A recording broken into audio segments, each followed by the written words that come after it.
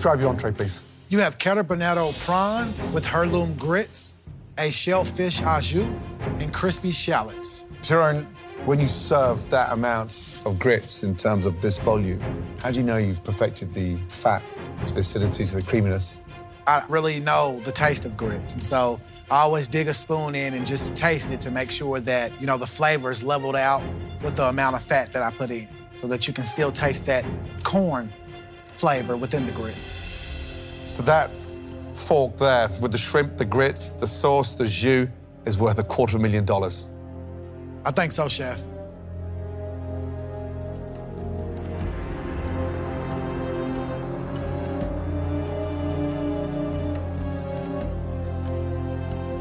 Sharon, I just wish one thing. Young man, I wish your mum was present to taste them. They're delicious. Chef, don't scare me like that. It's creamy, heavy, shrimp cooked beautifully. And then the grits. It's so nice to see grits elevated to the Premier League of flavors. Well done. Thank you. Sharon, the fact that you can cook shrimp with this technique, I love it. And the grits are cooked well, but some of the knife work is a little clunky. I think you need to continue to prove all your knife skills, but the flavor, man, the soul, it's all there. Thank you, Chef. Sharon, shrimp and grits, you took it to another level. The shrimp, spot on. Grits, that creaminess is exceptional. My question is, Jerome, as your mentor, was tonight your opportunity to leave your past behind and dive into the unknown, to just show us how far you really come? That's the only question I keep asking myself. Absolutely not. Tonight was about showcasing skill, but also staying true to my family and my story. I know, but you cooking a French, inspired dish is not abandoning your story. It's opening the chapter in the book of Jerome. And at some point, when you make such progress in your journey, you have to end one chapter and begin another. It's very, very difficult for me to decide what I feel right now. Thank you, Jerome. Thank you, Joe.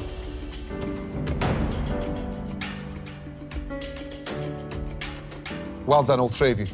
Now, end this incredible dinner with the best dessert you've ever cooked. Yes, Chef. Head back to the kitchen. Thank you.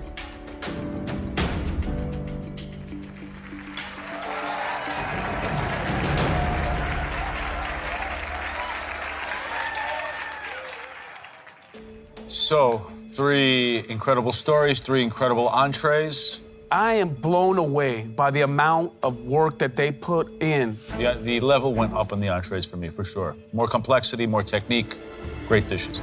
But MasterChef is about a 3-course dinner, and they're all in the running. Now, time for the final, last course of the evening, the course that'll land them the trophy. Let's go.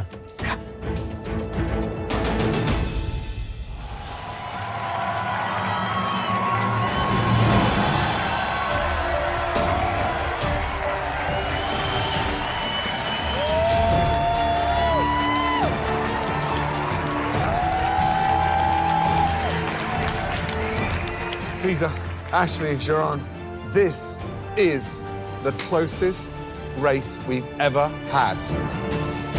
Are you 3 ready to cook us the best dessert of your entire culinary lives? Yes, Chef! Your final hour starts now. Let's go.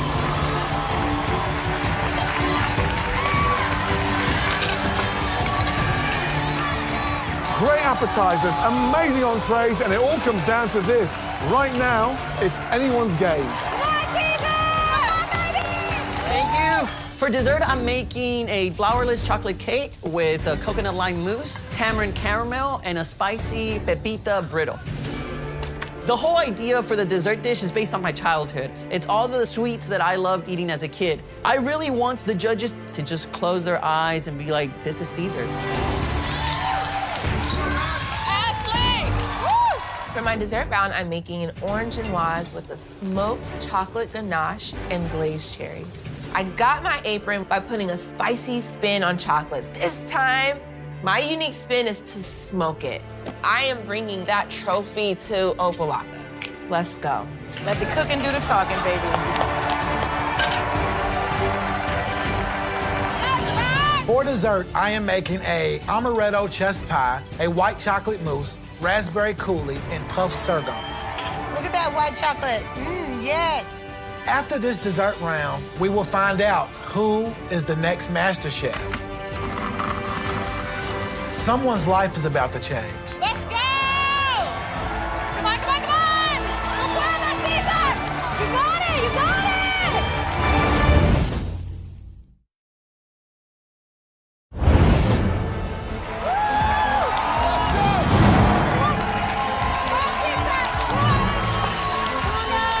Wow, what a night.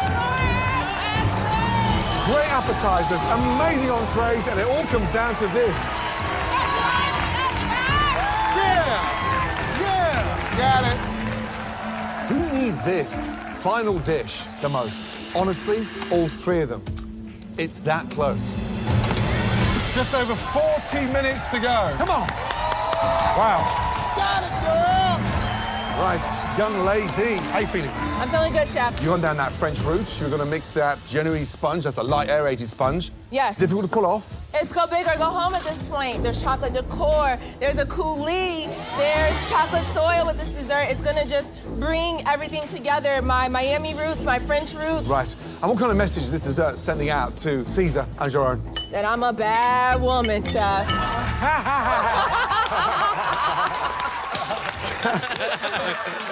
Are you giving yourself enough time to execute this incredible dessert? I am. You see, I got like 5 pans on right now.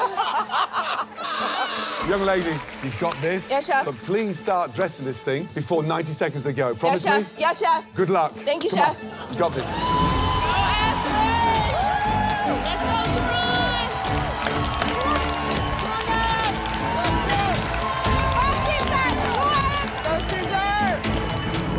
Cesar! Hey, ¿qué pasó, chef? So talk to me about this flourless chocolate cake. I'm trying to recapture all the sweets that I grew up eating. There's a 2-block radius in my home in Mexico that I would go eat chocolate from the candy store, spiced pecans and peanuts from this man that just sold it out of a wheelbarrow. And then Mexican candy's known to walk that line of, is it tangy, is it sweet, is it spicy? No. So that's where that influence for the caramel comes from.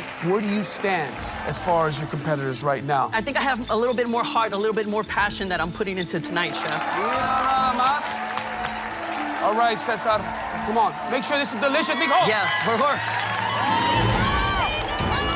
30 minutes remaining. Your last 30 minutes inside this incredible kitchen. And for one of you, 30 minutes away from being crowned America's next Master Chef.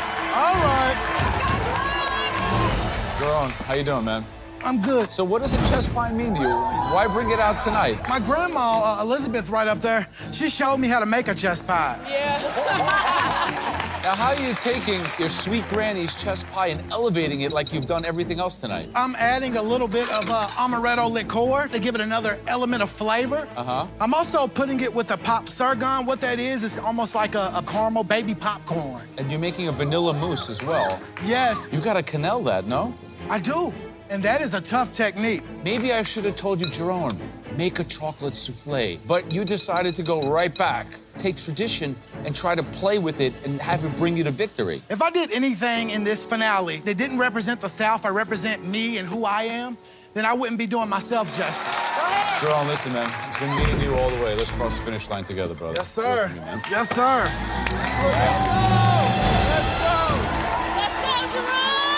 Let's go, Jerome! We're coming down to 16 minutes to go. This is it. Come on.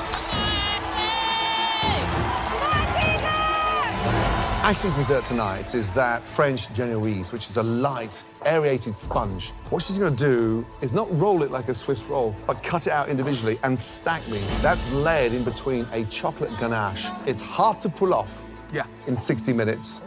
She's always one that has trouble managing her time. She's overambitious in what she can do. Caesar's making this beautiful flourless chocolate cake. When you're making a chocolate dessert with no flour, you have to be super careful on the timing. Undercooked, there's no comeback. Flat, Absolutely. stodgy. Overcooked, it's just this horrible texture. But I think Caesar is so dialed in that he's gonna nail it. Jerome's making this chess pie for something